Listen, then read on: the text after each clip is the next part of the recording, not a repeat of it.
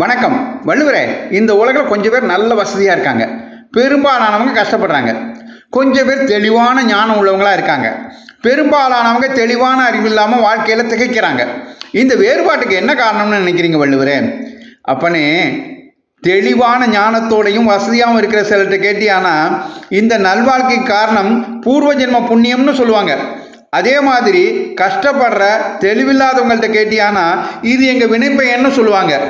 இதிலிருந்து நாம் புரிஞ்சுக்க வேண்டியது என்னன்னா, நாம் முற்பிறவியிலையும் இப்பிறவியிலையும் செய்கிற தவம் நம்ம நல்லதுக்கும், செய்ய தவறிய தவம் நம்ம கெட்டதுக்கும் காரணமாக இருக்குங்கிறத தான்.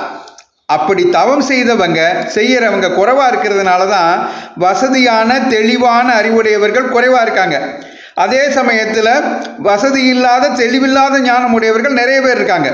இதைத்தான் இலர் பலர் ஆகிய காரணம் நோற்பார் சிலர் பலர் நோலாதவர்னு தவம் அதிகாரத்தில் 270வது குறளாக எழுதி வச்சேன். ஆகா, சூட்சுமமான விஷயத்தை சுருங்க சொல்லி புரிய வச்சிட்டீங்க. இலர் பலர் ஆகிய காரணம் நோற்பார் சிலர் பலர் நோலாதவர்.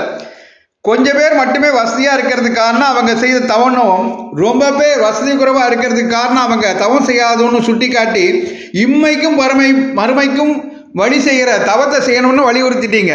நன்றி வள்ளுவரே. நன்றி, வணக்கம், ஜெய்ஹிந்த்.